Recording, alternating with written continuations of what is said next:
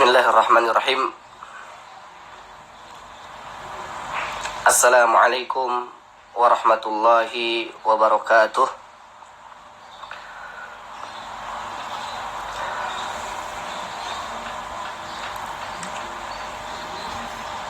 Alhamdulillahi rabbil alamin,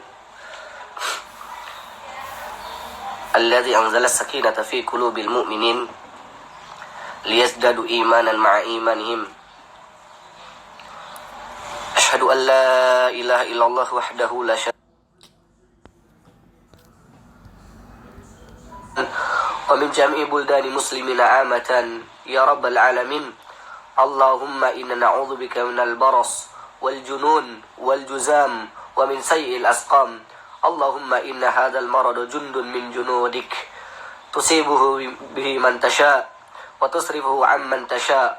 Allahumma fasrifhu anna wa an ahlina wa an ikhwanina wa an abaina wa ummahatina wa azwajina wa abnaina wa an ummatika ya rabbal alamin.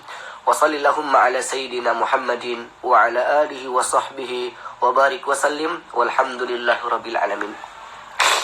Alhamdulillahi rabbil alamin. Teman-teman sekalian yang dimuliakan Allah Subhanahu wa taala, sahabat Salam UI yang menyaksikan video siaran langsung ini ataupun yang nanti menyaksikan via video yang diulang, mudah-mudahan Allah Subhanahu wa taala memberikan keberkahan kepada kita semua. Di waktu yang baik ini kita memperbanyak syukur kita kepada Allah Subhanahu wa taala atas nikmat yang diberikan oleh Allah kepada kita semua. Walaupun hari ini dan di saat ini kita sedang dihadapkan dengan satu ujian yang sangat besar. Ujian yang tidak hanya dihadapi oleh bangsa Indonesia, tetapi dihadapi oleh banyak negara di seluruh dunia, yaitu penyebaran COVID-19 yang begitu cepat. Kita tetap bersyukur kepada Allah, walaupun musibah begitu kuat, tapi pada hakikatnya nikmat yang diberikan oleh Allah kepada kita semua itu jauh lebih banyak dari apa yang kita alami berupa musibah. Karena rasa syukur kita harus lebih besar kepada Allah Subhanahu wa taala. Salat dan salam kita curahkan kepada suri tauladan kita Nabi besar Muhammad sallallahu alaihi wasallam. Teman-teman sekalian, sebelumnya mohon maaf, ini saya sedang sedikit kurang baik di hidung ya, lagi pilek. Tapi mudah-mudahan tidak mengurangi keberkahan majelis kita pada pagi menjelang siang hari ini. Tadi di awal kita berdoa kepada Allah Subhanahu wa taala untuk kebaikan diri kita, kebaikan negara kita, kebaikan kaum muslimin dimanapun berada, terutama di kondisi yang sangat mengkhawatirkan seperti saat ini. Teman-teman sekalian, sebagaimana yang disampaikan melalui gambar yang barangkali sampai kepada teman-teman atau informasi yang sampai kepada teman-teman sekalian, kita pada pagi hari ini akan membahas satu tema yang sangat penting buat kehidupan kita, yaitu judul besarnya adalah Seruan Sya'ban Menjemput Maghfirah.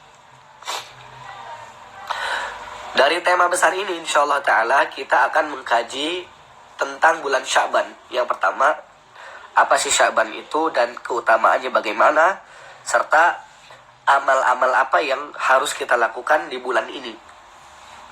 Sekaligus nanti kita singgung sedikit tentang bulan Ramadan, tentang keutamaannya, dan bagaimana kita melakukan persiapan terbaik agar ketika Ramadan tiba kita bisa menjalankannya dengan penuh kekhusyuan, dengan penuh kemaksimalan dalam pelaksanaan ibadah kepada Allah Subhanahu wa taala. Teman-teman sekalian yang diberkahi Allah Subhanahu wa taala, bulan Sya'ban itu adalah satu di antara 12 bulan yang ada dalam hitungan Hijriyah. Yang kita ketahui Allah Subhanahu wa taala memberikan 12 bulan dalam kehidupan kita. Juga diterangkan oleh Allah Subhanahu wa taala dalam Al-Qur'an. Bulan-bulan itu adalah Muharram, Safar, Rabiul Awal, Rabiul Tsani, Jumadil Ula, Jumadil Tsaniyah, Rajab, Sya'ban, Ramadan, Syawal, Zulqa'dah, Zulhijjah. Dan kita ada di bulan Sya'ban, bulan yang penuh dengan keutamaan, yang nanti akan kita singgung keutamaannya.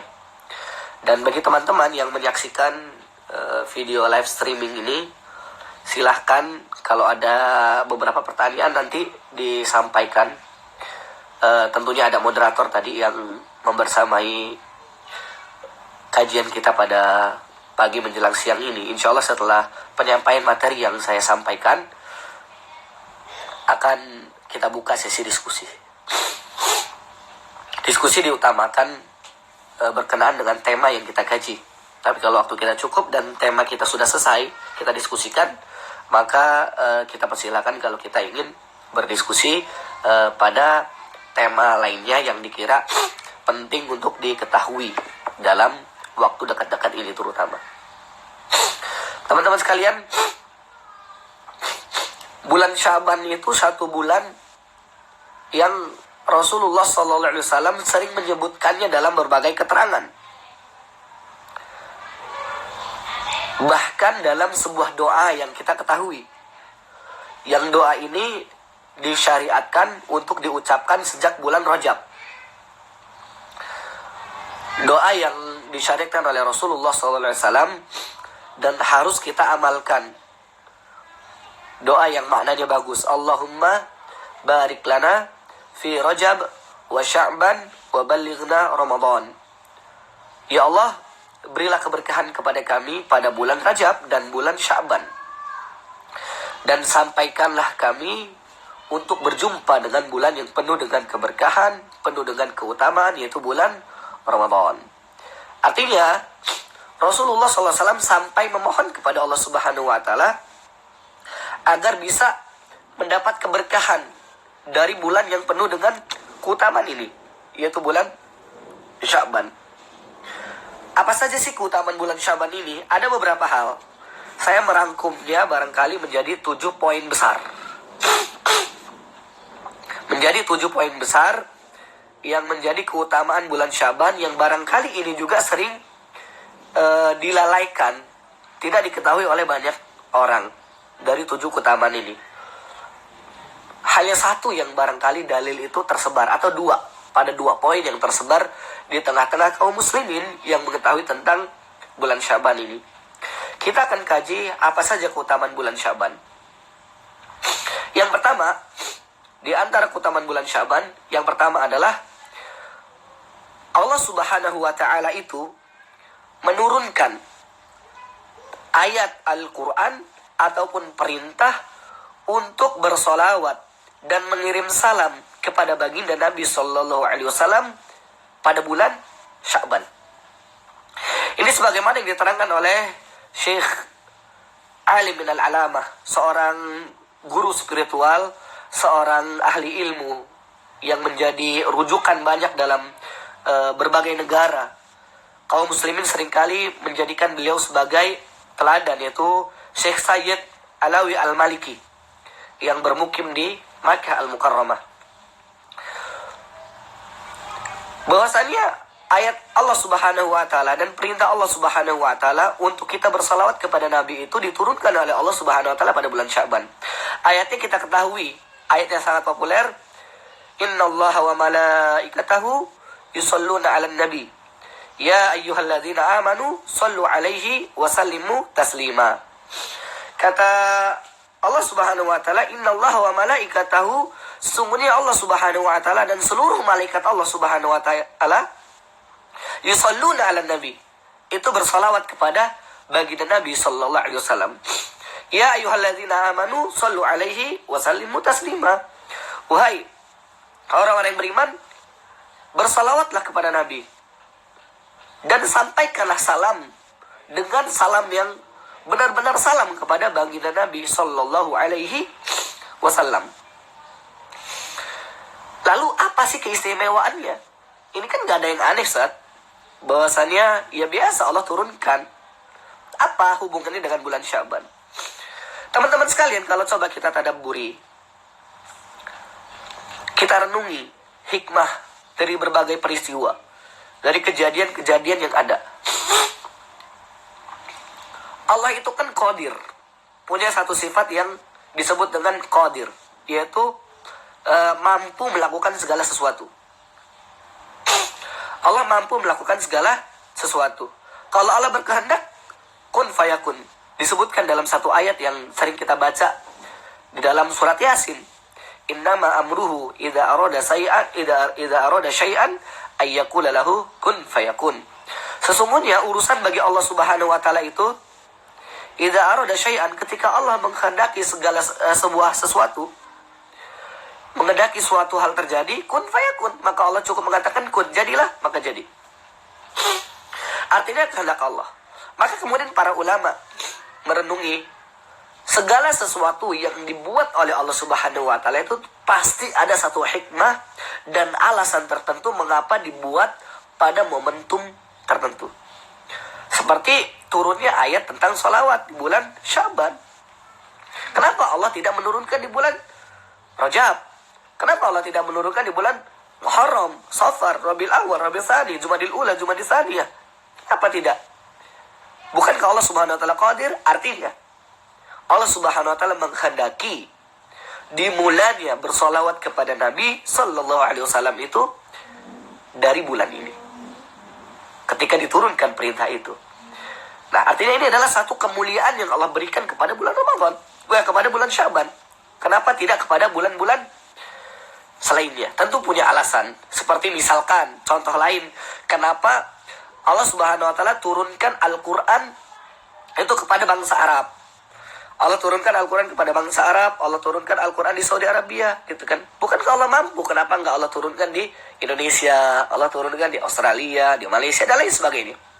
Tentunya ada alasan. Bahkan ada ulama yang menulis buku, kenapa Allah Subhanahu wa taala menurunkan Al-Quran di Jazirah Arab. Salah satu keutamanya adalah karena memang Allah sudah tahu siapa orang yang tepat untuk mengemban risalah, yaitu bangsa Arab yang disebut sebagai orang Quraisy, terutama yang dia memiliki keutamaan, kelebihan. Orang-orang Quraisy itu bahkan jahiliyahnya itu, kalau jahiliyah benar-benar jahiliyah, melebihi kejahilihan manusia manapun. Kita ketahui orang-orang Quraisy jahatnya luar biasa, dan ketika baiknya pun luar biasa, siap menghadapi tantangan, ujian, dan segala macam. Karena ini salah satu alasan di antara banyak alasan lainnya karena Allah turunkan Al-Quran di bangsa Arab. Artinya, ketika Allah menentukan segala sesuatu, itu ada alasan dan hikmah yang perlu kita tadaburi. Dan ini juga kenapa Allah Subhanahu wa taala menurunkan permulaan bersolawat kepada Nabi sallallahu alaihi wasallam itu di bulan Sya'ban, artinya penghormatan kepada bulan yang penuh dengan keutamaan ini, yaitu bulan Sya'ban. Ini yang pertama, yaitu bulan yang diturunkannya pada saat itu perintah untuk bersalawat kepada baginda Nabi sallallahu alaihi wasallam. Allahumma sholli ala sayyidina wa habibina wa maulana Muhammadin wa ala alihi wa sahbihi wa barik wa sallim. Kemudian yang kedua keutamaan bulan Sya'ban itu disebutkan oleh Syekh Muhammad Saleh Al-Munjid dalam kitabnya Faedah fi Syahri Sya'ban halaman ke-30. Disebutkan bahwasannya sejarah mencatat puasa itu pertama kali diturunkan pada tahun kedua Hijriah. Ada satu sejarah yang tidak diketahui oleh banyak kaum muslimin, itu pada tahun kedua Hijriah turun perintah puasa, yaitu bulan Sya'ban. Full. Ini sebelum perintah Ramadan. Artinya apa? Ini juga alasannya sama seperti alasan ketika Allah Subhanahu wa taala memerintahkan untuk bersalawat kepada Nabi sallallahu alaihi wasallam. Kenapa pemulaannya di bulan ini? Ini adalah satu keistimewaan dari Allah Subhanahu wa taala. Dan karena itu nanti pada dalil berikutnya kesempatannya bahwasannya Rasulullah SAW memanfaatkan bulan ini juga untuk berpuasa. Ini ada dalil yang bisa kita pahami pada poin berikutnya. Ini kedua, saya ulangi, yang pertama adalah keutamaan bulan Sya'ban, bahwasanya Allah Subhanahu wa taala menurunkan perintah untuk bersalawat kepada Nabi dalam ayatnya Innallaha wa malaikatahu yusholluna 'alan nabi, itu pada bulan Sya'ban. Kemudian yang kedua adalah Allah Subhanahu wa taala menurunkan perintah berpuasa full sebelum bulan Ramadan, itu adalah bulan Sya'ban. Kemudian yang ketiga, jamaah yang dimuliakan Allah, teman-teman sekalian, sahabat Salam UI yang menyaksikan video ini, keutamaan bulan Sya'ban lainnya adalah adanya anugerah pengampunan dosa pada malam nisfu Sya'ban. Barangkali ini yang menjadi perdebatan. Sebenarnya perdebatannya adalah soal ada dua. Kemudian berikutnya, apa yang menjadi keutamaan bulan Sya'ban adalah poin keempat. Ini yang sudah populer di tengah-tengah masyarakat kita, bahwasanya pada bulan ini dilaporkannya amal manusia oleh malaikat menuju kepada Allah Subhanahu wa taala. Sebagai mana yang diterangkan dalam satu riwayat disebutkan, dzaka syahrun yaghfalun nasu anhu, yakni Rajab wa Ramadan, wa huwa syahrun tarfa'ul amal fihi ila rabbil alamin, fa uhibbu an yarfa'a amali wa ana sha'im. Ini satu dalil yang sudah cukup populer. Kata Rasulullah sallallahu alaihi wasallam, disebutkan dzaka syahrun yaghfalun nasu anhu, itulah bulan, yaitu bulan Sya'ban, yang berada di antara bulan Rajab wa Sya'ban, Rajab wa Ramadan, yang terletak di antara bulan Rajab dan bulan Ramadan. Wa huwa syahrun, dan itu bulan Sya'ban itu adalah satu bulan tarfa'ul a'mal fihi ila rabbil alamin, yang dia pada bulan itu Allah Subhanahu wa taala melalui malaikat mengangkat catatan amal manusia, dilaporkan menuju Allah Subhanahu wa taala, dilaporkan kepada Allah Subhanahu wa taala, hingga Rasulullah SAW menyebutkan fa uhibbu an yarfa amali wa ana sha'im. Karena bulan ini menjadi satu bulan yang amal-amal manusia dilaporkan oleh Allah dilaporkan kepada Allah Subhanahu wa taala, fa uhibbu an yarfa amali wa ana sha'im. Maka aku suka kalau catatan amalku ini sampai kepada Allah dalam keadaan aku sedang berpuasa. Ya, ini nanti akan masuk pada pembahasan poin yang kedua, kira-kira amal apa yang perlu dilakukan di bulan Sya'ban ini. Tapi secara umum, menjadi keistimewaan bulan Sya'ban adalah bahwasannya Allah Subhanahu wa taala menjadikan bulan Sya'ban ini sebagai bulan yang diangkat amal-amal manusia. Kemudian yang kelima, teman-teman sekalian, yang kelima menjadi keutamaan bulan Sya'ban adalah Allah pilih menjadi satu waktu di mana pada bulan ini Allah Subhanahu wa taala mengubah arah kiblat. Ini disebutkan oleh Syekh Dr. Muhammad Ad-Dabbisi di dalam kitabnya. Jadi dulu kan kiblat kita itu arahnya kemana? Kiblat kita arahnya adalah ke Masjidil Aqsa. Kita cukup lama kaum muslimin itu sholat ke arah Masjidil Aqsa, hingga ketika Nabi SAW sedang sholat, di dalam riwayat disebutkan saat itu sholat asar, Nabi sedang mengimami sholat, turun ayat Allah Subhanahu wa taala, fawalli wajhaka syatral masjidil haram, palingkanlah wajahmu dari Masjidil Aqsa menuju Masjid Al-Haram. Jadi ketika sholat, spontanitas arah Nabi berubah, pindah arah, sehingga sahabat itu saat itu bingung, ini kok Nabi pindah arahnya? Tapi mereka karena menganggap ini Nabi, pasti ada sesuatu, maka diikuti oleh mereka. Hingga salam selesai, setelah salam baru mereka bertanya kepada Nabi, wahai Nabi SAW, mohon maaf, tadi kenapa pindah arah kiblat, pindah kiblat ya, pindah arah dia. Kata Nabi SAW, telah turun satu ayat, fawalli wajhaka syatral masjidil haram. Maka palingkanlah kiblatmu, arahmu menuju masjid al haram. Dan ini terjadi pada bulan Sya'ban. Tentu punya keutamaan. Kenapa Allah Subhanahu wa taala menjadikan perubahan arah kiblat ini pada bulan Sya'ban? Seperti itu. Kemudian yang keenam yang menjadi keutamaan bulan ini adalah, ini dalilnya sinergi dengan poin kelima. Dalilnya sinergi dengan keutamaan yang kelima dari bulan Sya'ban ini. Bahwasanya bulan Sya'ban ini seringkali menjadi bulan yang terlupakan oleh manusia. Menjadi satu bulan yang terlupakan. Dalilnya sama tadi. Hadis Rasulullah SAW, "Dzaka syahrun yakfalun nasu anhu, yakni Rajab wa Ramadan, wa huwa syahrun tarfa'ul amal fihi ila rabbil alamin, fa uhibbu an yarfa'a amali wa ana sha'im." Artinya adalah itu bulan yang berada antara Rajab dan Sya'ban, yaitu bulan yang terkadang dilupakan oleh manusia. Gitu. Yakfalu anhu nas, yakfalu nasu anhu. Jadi lupa, lalai terhadap bulan ini. Padahal ini bulan yang penuh dengan keutamaan. Ini catatan barangkali lebih kepada catatan penting tentang bulan Sya'ban.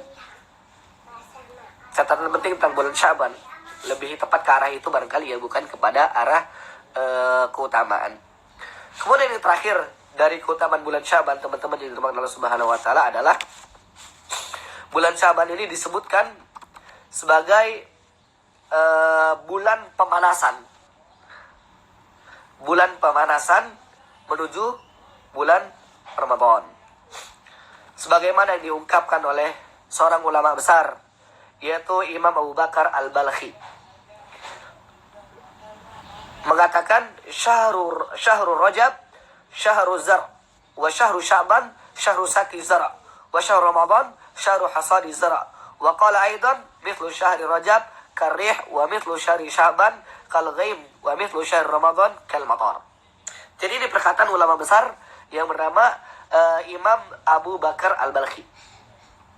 Artinya adalah bulan Rajab itu bagaikan musim bercocok.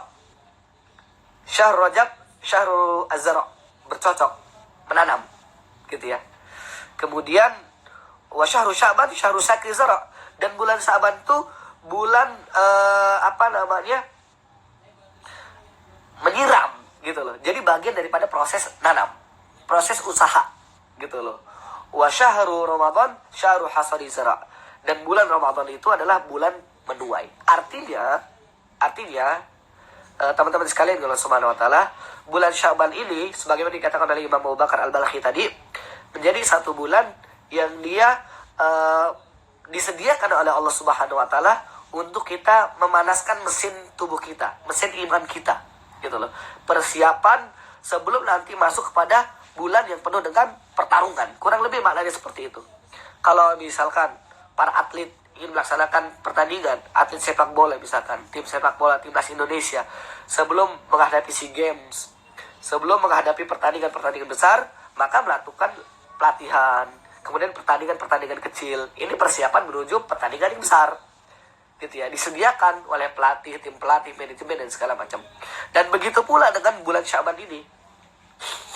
Bulan Sya'ban ini menjadi bulan yang disediakan oleh Allah Subhanahu wa taala kepada kaum muslimin untuk dia melakukan persiapan demi persiapan, karena ini adalah bulan untuk kita nanti melakukan amal yang jauh lebih hebat, yaitu pada bulan Ramadan. Kalau balap motor, sebelum langsung balap itu, para pembalap motor biasanya memanaskan mesin, dihidupkan, jalan 1-2 putaran untuk mengetahui rute dan segala macam, tantangannya bagaimana. Kira-kira di bulan Sya'ban ini di bulan Sya'ban itu adalah jadikan bulan untuk melakukan persiapan menuju amal yang jauh lebih besar yang bisa kita lakukan nanti di bulan Ramadan, gitu ya, agar tidak kaget iman kita, agar tidak kaget diri kita. Ini yang hal besar yang pertama yang perlu kita sampaikan adalah keutamaan bulan Sya'ban.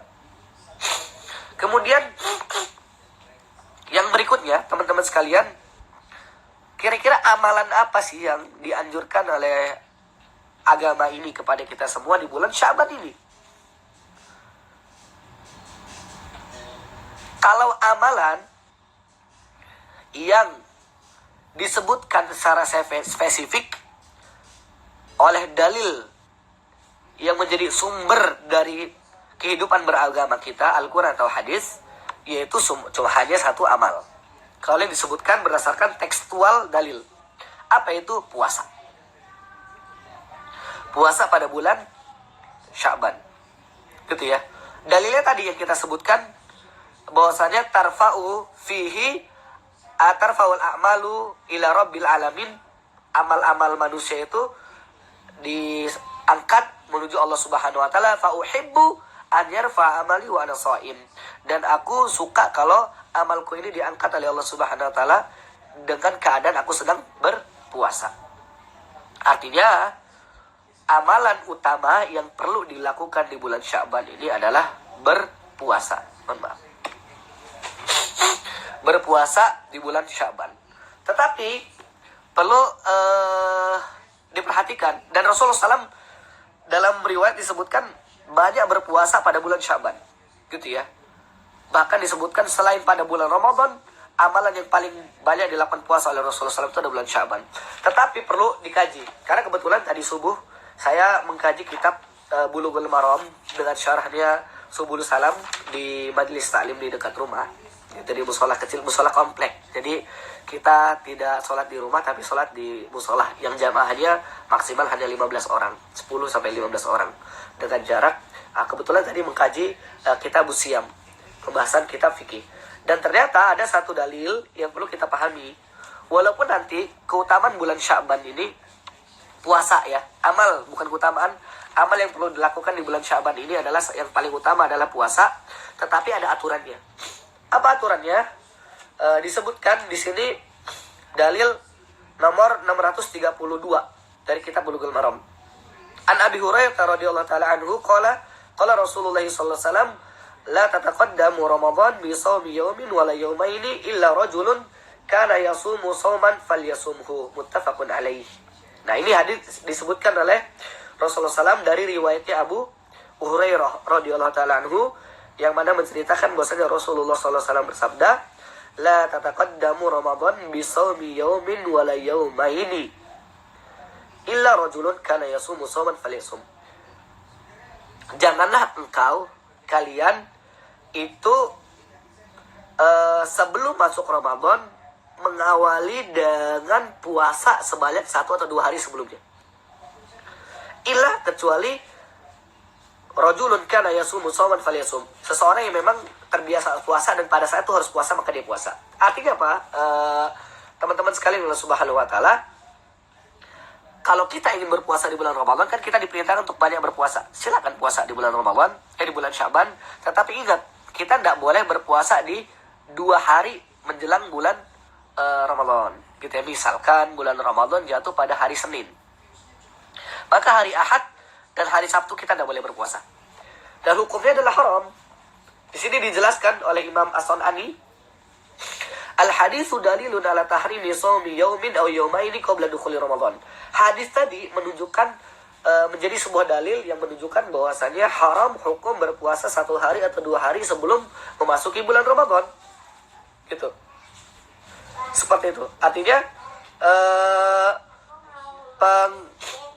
pengharaman kita nggak boleh, gitu ya, nggak boleh kita melaksanakan puasa sehari atau 2 hari menjelang bulan Ramadan. Apa alasan pengharamannya? Disebutkan oleh Imam Sun'ani dalam kitab Subul Salam, li'anna syari' qad alaqa dukhul fi shaumi Ramadan bi ru'yati hilal fal mutaqaddim alaihi mukhalif linasi amran wa nahyan. Karena Allah Subhanahu wa taala telah menentukan melihat menentukan Ramadan dengan melihat hilal.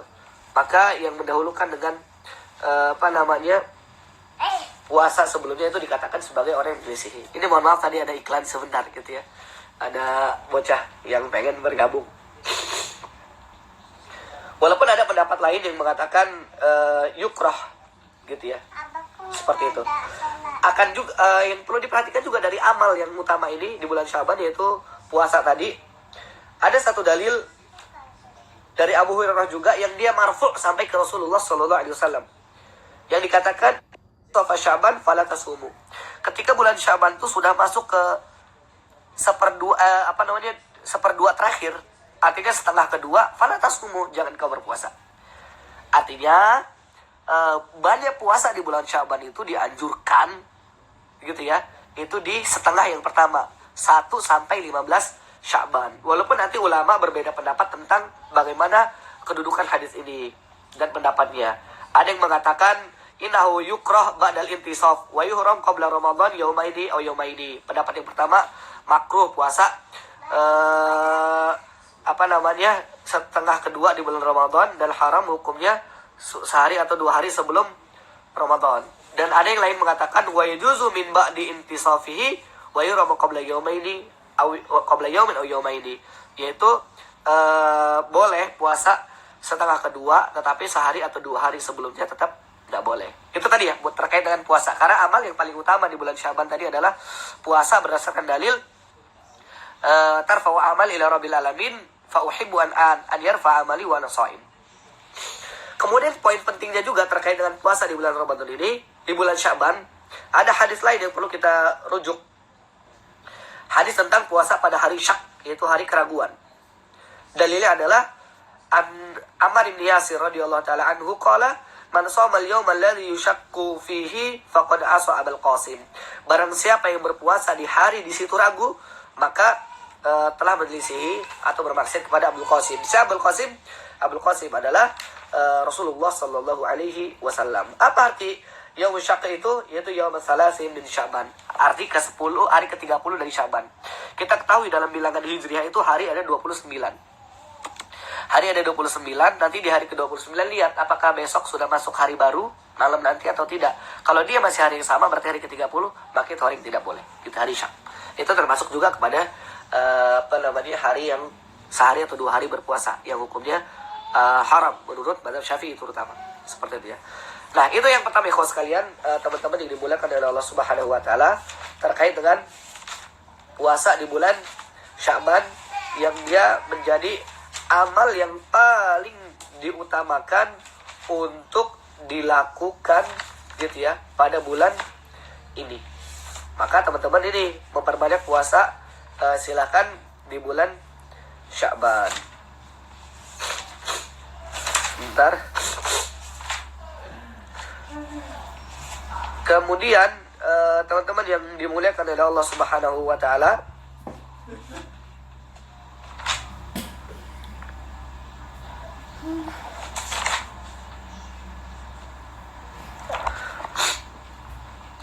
amal yang kedua yang perlu kita lakukan. Jadi ini saya tegaskan lagi, saya ulangi lagi, kalau amal yang disebutkan secara spesifik di dalil yang menjadi marja utama, rujukan utama dalam beragama, yaitu Al-Quran dan hadis gitu ya, hanya satu. Apa itu? Tadi puasa. Kemudian bisa mengambil istinbat. Mengambil istinbat itu apa? Artinya mengambil kesimpulan, mencoba gitu ya. Kemudian sholat duha, sholat tahajud, agar kita terbiasa sholat tahajud gitu ya, sholat witir. Karena nanti di Ramadan kita akan berdiri melaksanakan sholat di malam hari, apalagi dengan suasana seperti ini. Apa maksudnya? Kalau suasananya yang biasa sebelum ada pandemi COVID-19 kan kita sholat tarawih di masjid, di musola, rame, enak, suasananya penuh dengan kegembiraan. Jadi bersama-sama kita datang menuju masjid.